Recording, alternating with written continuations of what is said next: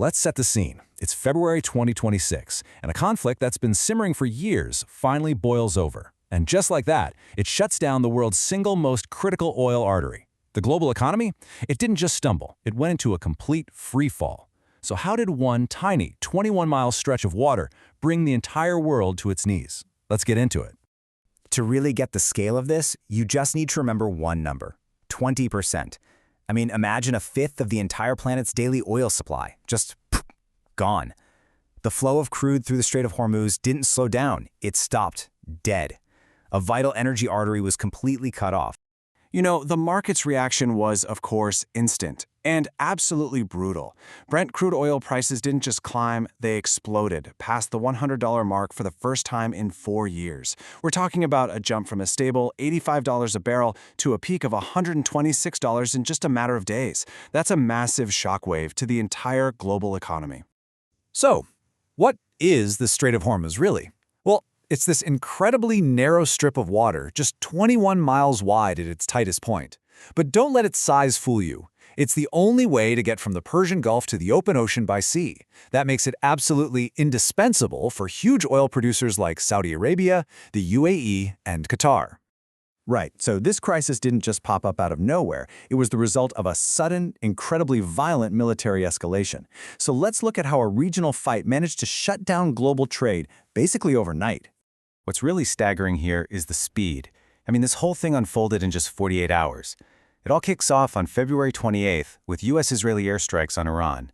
Within hours, Iran's Revolutionary Guard is on the radio warning all ships to stay away. And by March 1st, those weren't just warnings anymore, they were live attacks on commercial ships. And the danger was immediate, and it was very, very real. This wasn't some abstract threat, it was an act of assault. You had vessels like the MT Skylight getting hit, forcing sailors to abandon ship, leading to crew deaths. Even a U.S.-flagged tanker got damaged. Then, the sinking of the tugboat Musafa II sent a crystal-clear message: no one is safe here. The effect was chilling. And here's the crucial part. Within 2 days, between the direct attacks and the insurance premiums just skyrocketing, trying to pass through the strait became impossible. Ship owners just couldn't take the financial risk, let alone the human risk. The waterway was technically still open, sure, but for all practical purposes, it was closed. Now, if this whole situation feels kind of familiar, well, it's because it is. This wasn't the first time the Persian Gulf turned into a battleground for commercial shipping.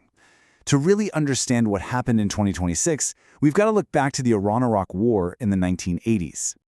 Back in the 80s, it was Iran versus Iraq, and they were using things like speedboat attacks and mines. The world's response? U.S. Navy escorts for tankers. Now fast forward to 2026. The players have changed and the tactics have evolved.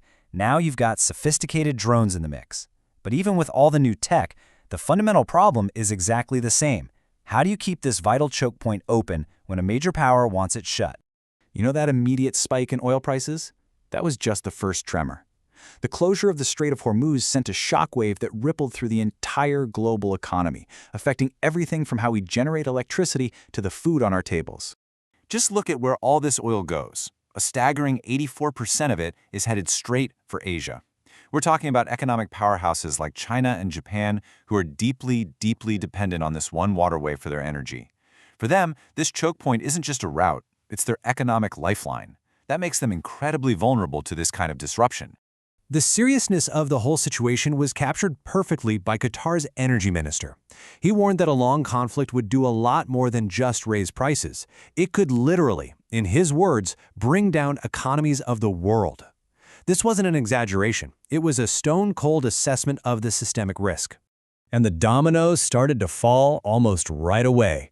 With their tankers trapped, producers like Qatar and Kuwait had to halt production. They just couldn't fulfill their contracts. Over in Europe, natural gas prices went through the roof as their supply from Qatar just vanished. But it went way beyond energy. The crisis also stopped fertilizer exports, which created a direct threat to global food security. And if you want to see how this affects real people, just look at Bangladesh. The country relies on Qatar for a quarter of the gas that fuels its power plants. With those imports cut off, the government had to take the drastic step of closing all universities just to save electricity. Think about that. A conflict thousands of miles away put a student's education on hold. So, with the global economy on the brink, what could anyone even do? The world immediately started scrambling for solutions, but, Every single option came with its own set of huge challenges and risks. The global response was a total scramble. First, you try to reroute. Saudi Arabia and the UAE started diverting some oil through pipelines. It helped a little, but those pipes can only handle a fraction of the volume. Okay, next up, releasing strategic reserves. That was a necessary band-aid to calm prices, but it's no long-term solution.